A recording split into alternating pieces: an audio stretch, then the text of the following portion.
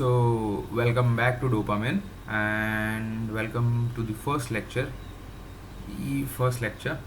And today we'll be talking about paper one. Okay, so paper one subjects we'll be doing over here. So we'll make two playlists, for one for paper one and other for paper two. तो हमें इसमें क्या होगा कि दोनों की जो पढ़ने की पेपर वन वाइज पढ़ेंगे, पेपर टू वाइज पढ़ेंगे, उससे हमें एक एक्सीलेंट कंटेंट मिलेगा। ठीक है, कि हम लोग सेंट्रिक है, हमारा पूरा फोकस है towards paper one and then paper two. ठीक है, तो देखो आज हम पढ़ने वाले हैं फॉरेंसिक मेडिसिन एंड टॉक्सिकोलॉजी। ठीक है, फॉरेंसिक मेडिसिन एंड टॉक्सिकोलॉजी जो कि आता है हमारा पेपर वन में। और फॉरेंसिक मेडिसिन में जो है हमारे कुछ लॉज इंक्लूड्स होते हैं। ठीक है, laws, it deal with the laws. जैसे कि हम अभी पढ़ रहे हैं पॉलिटी। ठीक है, तो पॉलिटी के साथ यहाँ नहीं तो वहाँ, नहीं तो फिर जैसे कि अभी भारत न्याय संहिता है, आईपीसी है, सीआरपीसी है, इंडियन एविडेंस एक्ट है, ये सब चीज़ों के साथ डील करना होता है। तो यहाँ पर हम कैसे पढ़ेंगे कि इसको पूरा हम को रिलेट करके पढ़ पाएँ। ठीक है, सो को रिलेट करके पढ़ना है एंड ये थोड़े डिटेल्ड लेक्चर्स रहेंगे बिकॉज हम लोग सिविल सर्विसेज के लिए प्रिपेयर कर रहे हैं। ठीक है, सो नाउ अभी देखते हैं। जो मैं यूज़ कर रहा हूँ forensic medicine and toxicology by Rajesh Baraje sir. ठीक है, मैं ये बुक यूज़ कर रहा हूँ एज अ रेफरेंस। ये मेरे रेफरेंस के लिए मैं यूज़ कर रहा हूँ क्योंकि इसमें इम्प्लीमेंटेड है, ऑलरेडी इम्प्लीमेंटेड लॉज हैं जो कि हमें कोरिलेट हुए हैं विथ मेडिकल नॉलेज। तो इजी होता है to understand, it is easy to understand and for yourself आप लोग ले सकते हो पीडीएफ या फिर कोई और सोर्स से जो कि ऑनलाइन अवेलेबल होगा। ठीक है, और आपको पता है वो कैसे लेना है। अभी आगे बढ़ते हैं। कुछ इम्पॉर्टेंट इंस्ट्रक्शंस हैं। ठीक है, आपके लिए कुछ इम्पॉर्टेंट इंस्ट्रक्शंस है जो आपको ध्यान में रखना है। तो हम पढ़ेंगे इन इंग्लिश मैनर। ठीक है, जो लेक्चर रहेगा, जो लैंग्वेज रहेगा, दैट विल बी हिंदी। ठीक है, हिंदी कौन सा रहेगा? Teaching language. बट जो नोट्स का लैंग्वेज रहेगा दैट विल बी इंग्लिश। ठीक है, क्योंकि हम लोग मेडिकल स्टूडेंट्स है, सो हमें पता है we deal with the terms on regular basis, तो हम लोग अवेयर हैं वो टर्म्स के साथ, तो हमारे लिए और इजी हो जाएगा। और हिंदी में इसीलिए क्योंकि हमारी लैंग्वेज है तो हमें उसमें बहुत अच्छे से समझ में आता है रैदर देन इन इंग्लिश जहाँ पे कुछ टर्म्स ट्विस्टेड एंड टर्न होती है। ठीक है, अभी हमको एक चीज़ करना है कि हमको हैंड रिटन नोट्स साथ में लिखना है। आप जैसे ये लेक्चर में अभी आगे बढ़ोगे तो ये लेक्चर में आगे बढ़ने के साथ आपके पास एक कॉपी रख लो। ठीक है, तो वो कॉपी रख लेनी है और उसमें कैसा हम यहाँ पे अभी कुछ पॉइंट्स के साथ डील करेंगे, तो वो आपको नोट डाउन करना है। आप क्या समझ रहे हो वो चीज़ से, वो सब चीज़ें आपको नोट डाउन करनी है। वो आप नोट डाउन करोगे तो फिर कैसा कि आपकी आंसर राइटिंग हो जाएगी। ठीक है, जो आपकी नोट्स है ना वो आपको हेल्प करेगी फॉर आंसर राइटिंग। अभी आंसर राइटिंग क्यों हमें पता है, क्योंकि अगर हम प्रीलिम्स क्लियर करते हैं उसके बाद मेंस है जो कि रिटन एग्ज़ाम है। ठीक है, विच इज़ रिटन एग्ज़ाम, तो हमें उसके लिए प्रैक्टिस तो करना पड़ेगा। तो हम प्रैक्टिस करेंगे with writing notes along with the lecture, और उससे हमें क्या मिलेगा? एक कंसाइज कंटेंट मिलेगा। ठीक है, एक कंसाइज कंटेंट मिलेगा कि चलो ये कंटेंट के रेफरेंस में मुझे लिखना है, या फिर ये कंटेंट मेरा बेस बनेगा और इसके हिसाब से मैं मेरी आंसर राइटिंग करूँगा। ठीक है, और हाँ यस, रेफरेंस बुक आपको आपके पास रखनी है ताकि आप उसको रेफ़र कर सको। वहाँ पर आपको कुछ ऐसा पॉइंट लगे जो आपको इंक्लूड करने चाहिए इन योर नोट्स, सो आप वो कर सकते हैं। और अगर आपके पास कोई भी सजेशन हो so comment it, I look into it. हम जितना जल्दी बन सके उतना जल्दी आंसर करने की कोशिश करेंगे। देखो अभी हमें फ्लो कैसा मेंटेन करना है। तो सबसे पहले तो हम नोट्स बनाने वाले हैं। ठीक है, नोट्स बनाएंगे। नोट्स बनाने के बाद क्या करेंगे कि हम रिवीजन करते हैं, तो वो रिवीजन के साथ हम एनालिसिस भी करेंगे। ठीक है, रिवीजन के साथ हम एनालिसिस भी करेंगे। और फिर उसके बाद क्या होगा कि एनालिसिस होगा तो हमें पता चलेगा कि चलो भाई इतना ये करना है, मतलब कि इतना कंटेंट मिसिंग है, ये ऐड करना है, तो फिर उसके हिसाब से हम हमारा कंटेंट ऐड करते जाएंगे। ऐड करेंगे तो हमें एक कंसाइज नोट मिलेगी, और कंसाइज नोट्स हम सिर्फ अभी एज हमारी main book for revision use करेंगे, ठीक है। और हम लोग जब ये लेक्चर्स चलेंगे तो इसमें हम जो प्रीवियस ईयर क्वेश्चंस हैं वो भी इंक्लूड करेंगे, सो कि ताकि आपको भी इजी रहे कि कैसे टाइप के क्वेश्चन पूछे हैं और हमारा जो अंडरस्टैंडिंग रिगार्डिंग द टॉपिक है वो कैसा है, ठीक है। सो चलिए अब हम शुरू करते हैं हमारा चैप्टर। सो अभी कि इंजरीज़ क्या होती है, ठीक है। आपको जब चोट लगती है या फिर आपको कुछ लाइक कोई मार के चला जाता है तो खून निकलता है XYZ, तो वो चीज़ों को डिफाइन कैसे किया है हमारी मेडिकल बुक्स में, ठीक है। सो मेडिकल बुक्स में ऐसा कहते हैं कि an injury is any damage, कोई भी डैमेज, ठीक है। अब कोई भी डैमेज कहाँ पर हुआ, to any part of the body due to application of mechanical force, ठीक है। अभी इस सेंटेंस को हम ठीक से समझते हैं मेडिकली, ठीक है। अभी ये फॉर एग्जांपल ये एक बंदा है, ठीक है, दिस इज़ अ बॉय। सो ये अभी खेल रहा है, he is playing in a garden, ठीक है। अभी किसी ने यहाँ से एक बॉल मारी, किसी कोई क्रिकेट खेल रहा होगा तो उसने 6 मारा, ठीक है। तो 6 मारा और जाकर इसको सिर पे लगा तो ये गिर गया, ठीक है, फॉल हो गया उसका, वो गिर गया और फिर वो उसके वजह से उसको ब्लीडिंग होने लगी, ठीक है। ब्लीडिंग हुई on the head due to hit on stone, ठीक है। हम लोग एक हाइपोथेटिकल सिचुएशन में बात करते हैं। तो अभी इसको ये हुआ, तो अभी यहाँ पर क्या हुआ कि एनी डैमेज यहाँ पर किसको हुआ है। सो डैमेज जो है, damage is done to the boy, ठीक है। अभी हमें पता चल गया एनी डैमेज लिखा है, मतलब कि डैमेज कौन से भी प्रकार का हो सकता है। So to any part of the body, अभी any part of the body, तो हम लोग ने क्या देखा कि यहाँ पे उसके सिर पे ब्लीडिंग हो रही है, ठीक है, उसके सिर पे ब्लीडिंग हो रही है, वो हो गया हमारा any part of the body due to application of the mechanical force. अभी यहाँ पर एक फोर्स से बॉल उसके सिर पे लगी, उसके बाद वो गिरा, तो जो बॉल आ रही थी, ठीक है, जो तेज़ी से आ रही थी, travelling ball was travelling at certain speed, ठीक है, ट्रैवलिंग एट सर्टन स्पीड, और वो जा करके हिट करती है विथ इम्पैक्ट ऑन बॉय, ठीक है, वो बंदे के ऊपर लग रही है। तो अभी ये क्या हो गया, तो ये हमारी हो गई मैकेनिकल फोर्स, ठीक है। सो अभी आई होप आपको अब इतना समझ में आ गया हो गया कि इंजरी का डेफिनेशन क्या है, कोई भी प्रकार का damage to any part of the body due to application of mechanical force, ये बताता है हमारा मेडिसिन, जो कि है हमारा मेडिकल नॉलेज, ठीक है। This is our medical knowledge, है ना।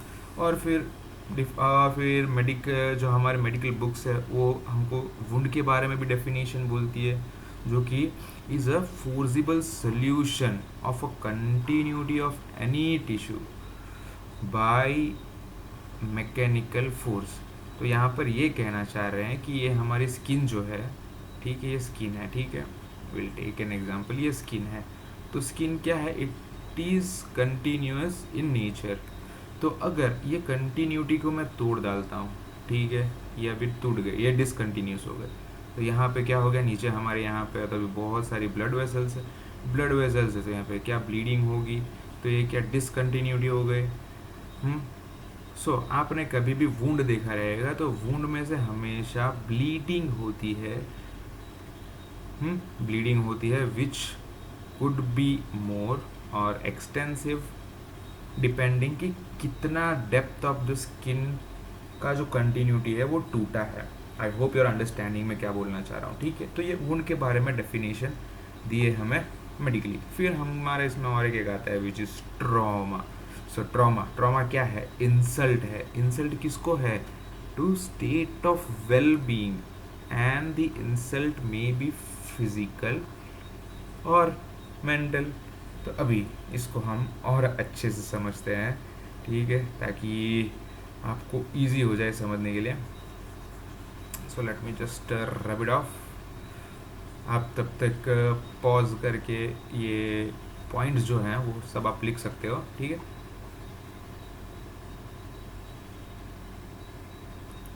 सो डन, ठीक है, अभी समझते हैं, है ना।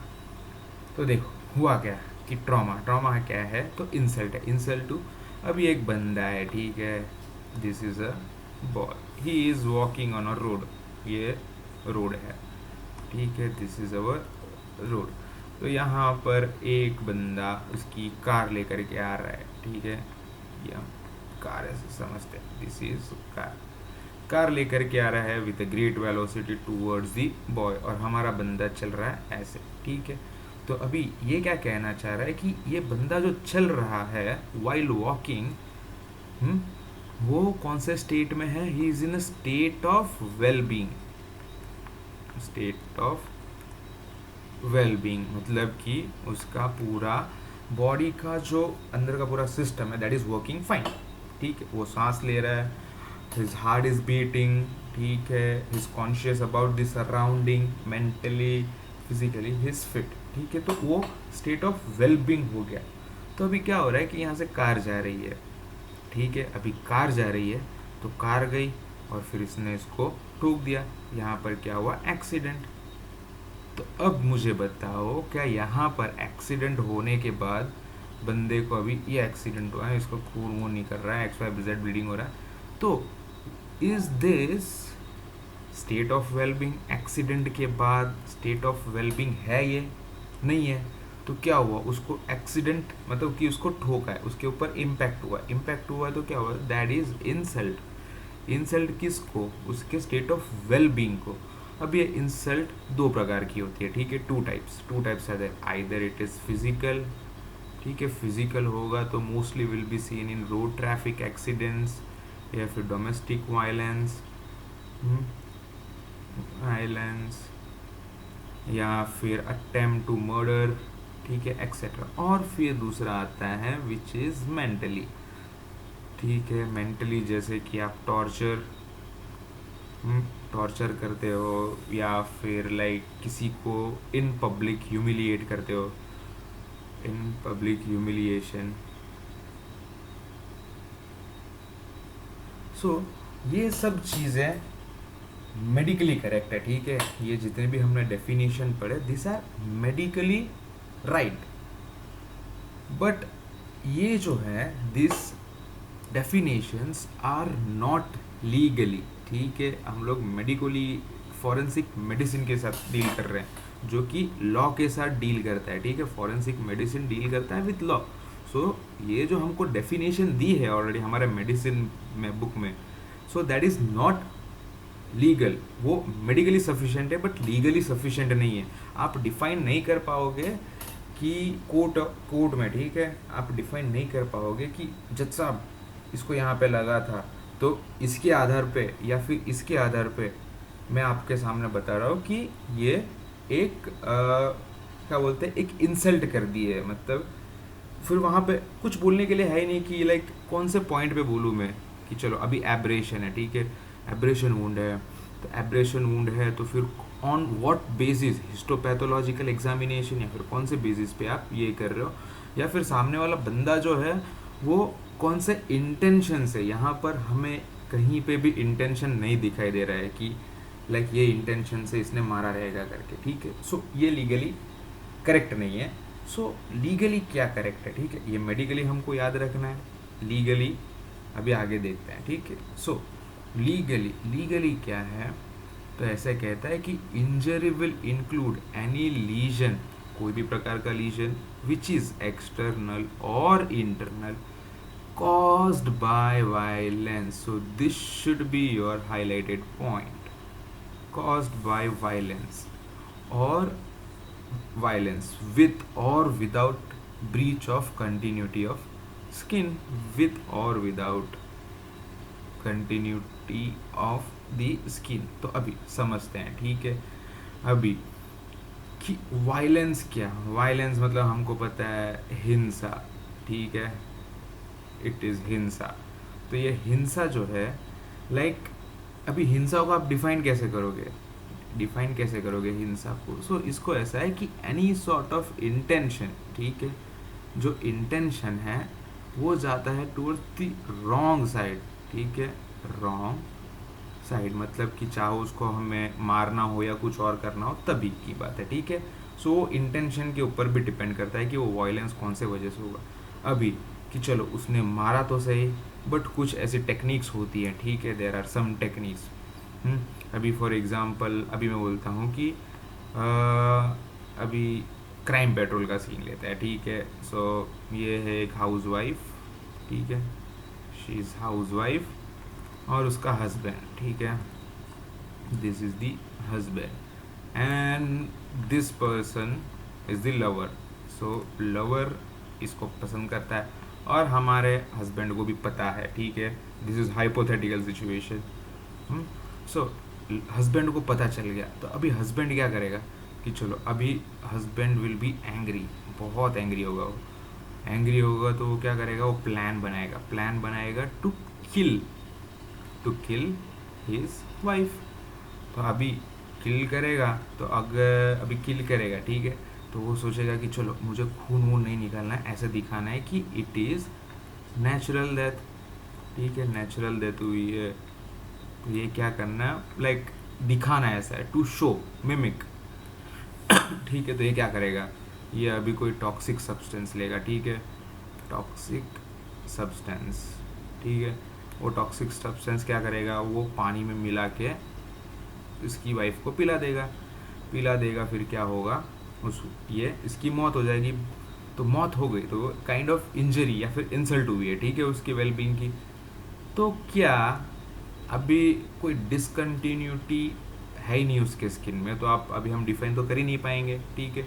सो इसके वजह से लीगली लॉ कहता है कि विद और without breach of the continuity of skin, इसके वजह से उन्होंने ये इंक्लूड किया है।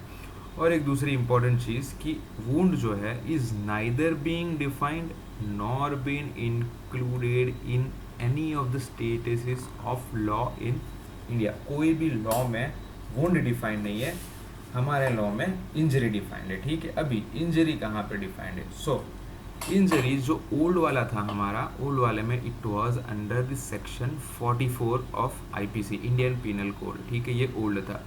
और फिर उसके बाद भारतीय न्याय संहिता आया, ठीक है। सो भारतीय न्याय संहिता ने क्या किया कि 2003 में इसने पूरा रिप्लेस कर लिया टू आईपीसी कंप्लीटली। कौन सा हुआ कि ऑन दी 1 जुलाई ऑफ 2024। सो ये सब पॉइंट्स जो मैंने लिखे हैं those are for knowledge purpose, आप लिख सकते हो या नहीं लिख सकते हो, इट डिपेंड्स ऑन यू, ठीक है। तो अभी यहाँ पर क्या हुआ कि ये रिप्लेस कर दिया, अभी आईपीसी चला गया, अभी बीएनएस आ गया। तो बीएनएस में भारतीय न्याय संहिता जो है वो कहाँ पर रिप्लेस्ड है? तो आईपीसी में वो थी हमारे सेक्शन 44 में, और वो रिप्लेस हुई थी बीएनएस सेक्शन 2 में, जो कि इफेक्टिव थी फ्रॉम जुलाई 1, 2024। तो अभी सेक्शन 44 ऑफ आईपीसी डिफाइन क्या करता है? The word injury denotes any harm which ever, यहाँ पर आपको फोकस करना है on the term illegally caused to any person in body, mind, reputation और property। हमारा लॉ ये कहता है, ठीक है, कि अगर कोई भी इंसान के मतलब लाइक कोई पैसे हड़पना चाहता है, ये करना चाहता है, तो मार देगा उसके रिलेटिव को, और फिर ये क्या उसकी डेथ हो गई करके वो खुद ले लेगा। So this is also an illegal intention towards the property और towards the wealth of that particular person, ठीक है। सो ये जो दूसरे हैं माइंड, बॉडी और माइंड को इंक्लूड करके जो रेपुटेशन एंड प्रॉपर्टी, ये हमारे लॉ में इंक्लूडेड है, ठीक है। सो इवन बीएनएस सेक्शन 2 का सब क्लॉज 14 डिफाइन करता है injury means any harm whatever, कुछ भी हो, illegally cause to any person in body, mind, reputation और प्रॉपर्टी। सो ये दोनों में जो कि सेक्शन 44 था उसको ऑलमोस्ट सिमिलर ही रखा है हमारे BNS में, ठीक है। सो ये आपके लिए इतनी लाइक आप इसको पॉज करके नोट डाउन कर सकते हो, ठीक है। सो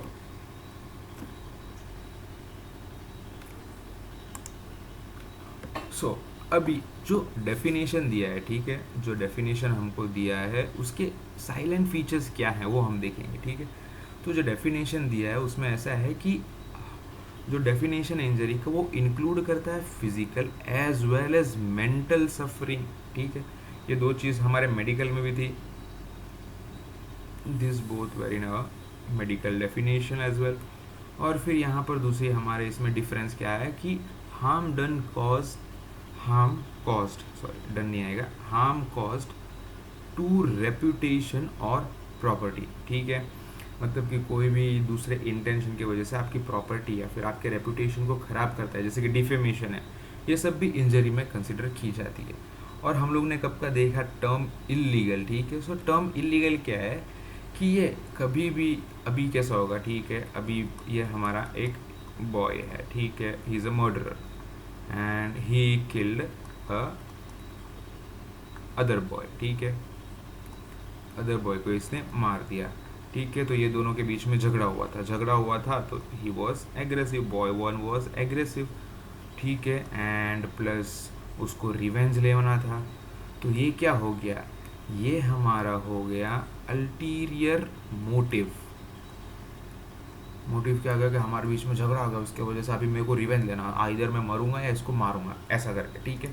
सो अल्टीरियर मोटिव या फिर विथ मिलेशियस इंटेंशन, कि कुछ फिशी है भाई, इसको मिलेशियस इंटेंशन आप ऐसे बोल सकते हो, जैसे कि प्लान्ड मर्डर आई गेस, ठीक है।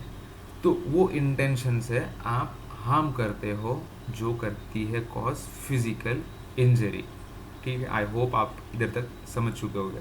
सो अभी एक बहुत अच्छी चीज़ है कि ये जो IPC अपना BNS सेक्शन 2 सब क्लोज 14 में जो डेफिनेशन दिया है वो ये भी प्रिवेल करता है कि all injuries are not illegal, सभी इंजरीज इलीगल नहीं मानी जाएगी, ठीक है। आप कोर्ट में रखोगे, सर जी ऐसा ऐसा हुआ, तो वो बोलेगा कि मैंने ऑपरेशन कराया था, ये हुआ, आप इनके ऊपर केस करिए कि इन्होंने मुझे ठीक नहीं किया। बट वहाँ पर आपका जो इंजरी का डेफिनेशन है वो आपको प्रोटेक्ट करेगा। कैसे प्रोटेक्ट करेगा कि सर्जिकल इंसिजन आपने दिया है, ठीक है, उसको अभी फॉर एग्जांपल कि अभी ये हमारा डायबिटीज़ मेलाइटिस वाला पेशेंट है, ठीक है, उसको हो गया है अपना फुट गैंग, डायबिटिक फुट हो गया, ठीक है, डायबिटिक फुट हो गया। सो डायबिटिक फुट था तो मुझे डेब्रीमेंट करना था, ठीक है, डेब्रीडीमेंट। तो मैंने डेब्रीडीमेंट किया तो मैंने क्या किया, उससे मैंने एक इन्फॉर्म्ड कंसेंट लिया, इन्फॉर्म्ड कंसेंट में मैंने उसको समझाया कि आई मेड हिम एक्सप्लेन कि इट इज़ नेसेसरी, ठीक है, टू परफॉर्म डेब्रीडीमेंट, ठीक है। तो उससे क्या होगा, जो रिमूवल ऑफ दैट टिश्यू होगा, removal of that tissue and somewhat limitations to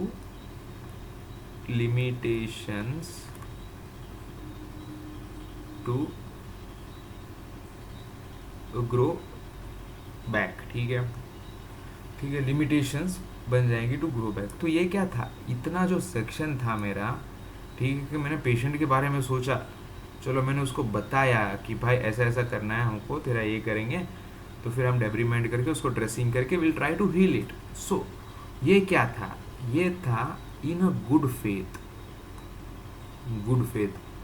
ठीक है, good faith and for benefit of patient, ठीक है, उसके बेनिफिट के लिए हम लोग ने ये यूज़ किया है। सो इसको हम कंसीडर नहीं करेंगे as a illegal injury, this will be a legal injury, ठीक है। I hope you have understood till here. अभी एकदम कॉन्सेप्ट आपका क्लियर हो गया रहेगा, आई होप सो, ठीक है। सो अभी आगे बढ़ते हैं। सो अभी इंजरीज है तो उसके क्लासिफिकेशंस देखेंगे, ठीक है, एंड ये क्लासिफिकेशंस को हम आगे जा कर के इन डेप्थ में भी पढ़ेंगे। सो दैट आपका पूरा कॉन्सेप्ट बहुत अच्छे से क्लियर हो जाए, और नोट्स बनाना भूलिए मत मेरे साथ, ठीक है। सो अभी यहाँ पर देखते हैं क्लासिफिकेशन। तो क्लासिफिकेशन करने के बहुत सारे तरीके हैं, तो हम वन बाय वन करेंगे ताकि आपको ईजी हो। तो पहले रहेगा अकॉर्डिंग टू कॉजिटिव फैक्टर्स, ठीक है, अकॉर्डिंग टू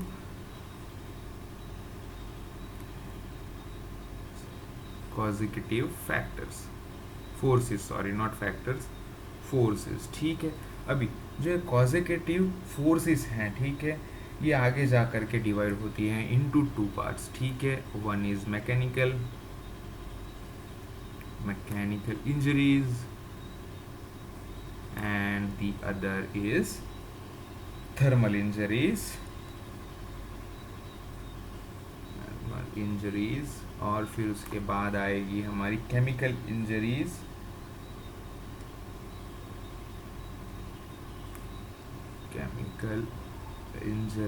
एंड देन आएगी हमारी मिसलेनियस इंजरीज, ठीक है, अदर्स मिसलेनियस इंजरीज, या फिर हम उसको अदर्स में कंसिडर कर सकते हैं, ठीक है। तो अभी देखो कि ये मैकेनिकल इंजरीज जो हैं ये आगे जा कर के और डिवाइड होती हैं, ठीक है। सो मैकेनिकल इंजरीज में सबसे पहले आएगा आपकी ब्लंट फोर्स इंजरीज, ठीक है, विच ब्लंट फोर्स इंजरीज की कोई चीज़ लगी हो उसके वजह से आपको लाइक कंटिन्यूटी और डिसकंटिन्यूटी ऑफ द स्किन हुआ हो, ठीक है। सो इसमें ब्लंट फोर्स इंजरीज में वी हैव 4 डिफरेंट क्लासिफिकेशन। तो सबसे पहले आएगा एब्रेशन, ठीक है, फिर आएगा कंट्यूशन, फिर आएगा लैसरेशन, ठीक है, फिर आएगा fractures. I write fractures as hash, medical student इसलिए पता है ऐसे ही लिखते हैं। So hash and dislocation of teeth and dislocation of teeth और बोन, ठीक है। इतनी चीज़ें आएंगी ब्लंट फोर्स इंजरीज में। अभी ये ब्लंट है, ठीक है, ब्लंट कोई यहाँ पर देयर इज़ नो शार्प चीज़ है, मतलब कि लाइक ऐसा बोलते हैं कि सरफेस एरिया है ब्लंट फोर्स का वो ज़्यादा है compare to the other one. तो अभी यहाँ पर एक दूसरा क्लासिफिकेशन आएगा, ठीक है, दूसरा क्लासिफिकेशन आएगा which will be sharp aged weapon injuries, sharp aged weapon injuries. तो देखो अभी ये शार्प एज्ड है, मतलब कि कोई भी ऐसा हथियार रहेगा जिसके जो बॉर्डर्स हैं दैट विल बी शार्प, ठीक है, ये शार्प चीज़ है ऐसे करके। So these are the sharp, so sharp. तो अभी इसमें कौन सी दूसरी चीज़ें आती है, लाइक क्या आएंगे? तो सबसे पहले इसमें क्लासिफिकेशन में आएगा which will be incised wound, फिर आएगा चॉप वुंड, फिर आएगा पियर्सिंग वेपन्स जिसको हम स्टैब वुंड्स बोलते हैं, ठीक है। ये किससे होता है स्टैब वुंड्स? ये होता है पियर्सिंग वेपन से होता है, पियर्सिंग वेपन्स, जैसे कि नाइफ है या फिर स्वॉर्ड है या फिर some sort of metal thing which can go inside, ठीक है। और फिर इसमें द थर्ड क्लासिफिकेशन आएगा, ठीक है, वो रहेगा फायर आर्म वेपन्स, ठीक है। फायर आर्म्स वेपन से कैसे इंजरीज होगी, बुलेट जब एंटर होगी बॉडी में तो what will be seen and what not will be seen, वो सब चीज़ें। और फिर इसमें जो हम लोग ने थर्मल पढ़ा, thermal you need not to write it down the thermal thing, but आप इसको ऐसे क्लासिफिकेशन में आप याद रख सकते हो, ठीक है। तो थर्मल में कैसा आएगा? Due to cold and due to heat. अभी हम थर्मल का देखते हैं। सो ये दो क्लासिफिकेशन होंगे इसका, due to cold and due to heat, ठीक है, ये 2 चीज़ें हो जाएंगी।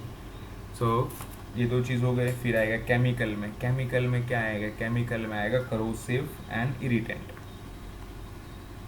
करोजन और फिर दूसरा क्लासिफिकेशन आएगा इरिटेशन, ठीक है। एसिड्स हैं, इनके साथ डील करेंगे केमिकली, सो वो चीज़ है। और मिसलिनियस इंजरी जो है, मिसलिनियस इंजरी में you will have electricity, lightning, और फिर एक्सरेज, या फिर रेडियो एक्टिव सब्सटेंस, या फिर रेडियो एक्टिव सब्सटेंसेस। सो हमें मोस्टली डील करना है with mechanical injuries rather than all the other ones, ठीक है। सो अभी और आगे क्लासिफिकेशन में बढ़ते हैं। सो ये कुछ थोड़ा बहुत इम्पोर्टेंट जैसा है। सो मेडिको लीगल क्लासिफिकेशंस, ठीक है। एक आता है मेडिको लीगल क्लासिफिकेशंस, ठीक है, बेस्ड ऑन मेडिको लीगल। सो इसमें हमारे पास 5 अलग अलग क्लासिफिकेशंस है, ठीक है। सो सबसे पहले आएगा सुसाइडल इंजरी और सेल्फ इन्फ्लिक्टेड इंजरी।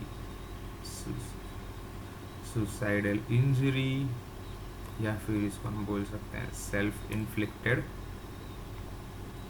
इंजरी। और फिर हम आएगा होमिसाइडल, और फिर आएगा एक्सीडेंटल, और फिर आएगा defence wound and fabricated wound, defence wound and fabricated wounds, ठीक है। So this are the classifications for medico legal perspective. अगर आपने पॉलिटी अगर अभी तक ख़त्म कर ली हो तो आई गेस जो हम लोग ने यहाँ पे टर्म्स यूज़ किए, suicidal, homicidal, accidental, defence wound, fabricated wound, so you might have correlated with the law, और आपने इमेजिन भी कर लिया हो कि चलो भाई कोर्ट में ये केस चल रहा है, मेरे ये मैं एज अ डॉक्टर ये लिख के देता हूँ कि ये हुआ है, तो उसके वजह से अगर मैं क्लासीफाई करता हूँ इनटू द डिफेंस वुंड, तो डिफेंस वुंड में जो सामने वाला है अक्यूज़र, उसके ऊपर आप लाइक कंफर्म कर सकते हो कि भाई इसने मारा था करके, इसको ऐसा करके। सो ऐसा थोड़ा बहुत को रिलेट करना है हमको ऑल दी नॉलेज, तो आप अच्छे से ये पेपर लिख पाओगे, ठीक है।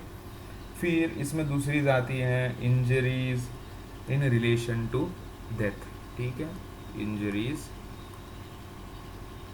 इन रिलेशन टू डेथ, ठीक है। सो इसमें क्या आएगा, इसमें आएगा हमारा antemortem and postmortem, postmortem injuries. और फिर एक लीगल क्लासिफिकेशन आता है, ठीक है, दिस इज द एक लीगल क्लासिफिकेशन है जो हमको याद रखना है। Whether the given injury is hurt, वो हर्ट है, ग्रीवियस हर्ट है, या फिर लाइकली टू कॉज डेथ है, लाइकली टू कॉज डेथ। तो देखो लीगल टर्म्स में अभी आप कैसे, अभी आप फॉर एग्जांपल कोई मेडिको लीगल केस में, आप डॉक्टर तो आप कोई मेडिको लीगल केस में गए हो, ठीक है। सो मेडिको लीगल केस में गए तो जज साहब आपको पूछते हैं कि डॉक्टर साहब एज अ प्रोफेशनल मतलब इवेल्युएट करने के बाद आपने जो सब देखा है, आपने जो रिपोर्ट बनाई है, उसके आधार पर आपको ये कौन से टाइप की क्लासिफिकेशन लग रही है, ठीक है, कौन से टाइप की classification, is it hurt, grievous hurt, likely to cause death, ठीक है। और अभी हमारा कैसा है कि हम लोग ने देखा था डिफेंस वुंड देखा था, तो मैं बोलूँगा कि जज साहब it is a grievous hurt, तो ग्रीवियस हर्ट था उसको, तो ग्रीवियस हर्ट हम कंसीडर करेंगे in the definition of injury BNS section 2 sub clause 14। वहाँ पे फिर जज साहब बोलेंगे कि इलीगली आपने इस पर्सन को मारा है, जिसके वजह से इसको फिजिकली अब्यूज़ हुआ है एंड मेंटली भी अब्यूज़ हुआ है, तो आपको इतने साल की सज़ा देती है। सो यहाँ पर आप समझ सकते हो कि the importance of doctors in law हम लोग कहाँ पर काम आता है, ठीक है। सो ऐसे जब हम कोरिलेट करके पढ़ेंगे UPSC के लिए, जो कि मतलब पूरा तुम्हारा नॉलेज है, गवर्नेंस, पॉलिटी, जियोग्राफी, हिस्ट्री, पूरा नॉलेज कंबाइन करके कर रहा है, सो आपको एनालिटिकल रहना पड़ेगा, मेमोरी वाइज कभी नहीं जाना है, ठीक है। So that's it. इतने आज के लेक्चर के लिए। दिस वॉज द लेक्चर 1, ठीक है, लेक्चर 1। इसमें आई होप कि जो बेसिक था इंजरी का on the level of UPSC हम लोग ने पढ़ लिया हो एंड आपने नोट्स बना लिए हो, ठीक है, हम नोट्स बना लियो, that is well and good. And अगर आप किसी से शेयर करना चाहते हो तो काइंडली शेयर, और कोई डाउट हो तो कमेंट करना ना भूलें। And do let us know what other things which we can implement in this particular section। और मिलते हैं अभी नेक्स्ट लेक्चर में। सो नेक्स्ट लेक्चर में हम लोग डील करेंगे विथ मैकेनिकल इंजरीज, ठीक है, मैकेनिकल इंजरीज के साथ डील करेंगे, कैसे दिखती है, क्या है, यहाँ पर क्या होता है, वहाँ पर क्या होता है, इसको आप रिपोर्ट्स में कैसे लिखेंगे, क्या करना है, वो सब चीज़ें। So that's is for this lecture. I hope you have liked it, enjoyed it, मज़ा आ गया होगा आपको लेक्चर देख के। Don't forget to comment and तब तक के लिए बाय बाय।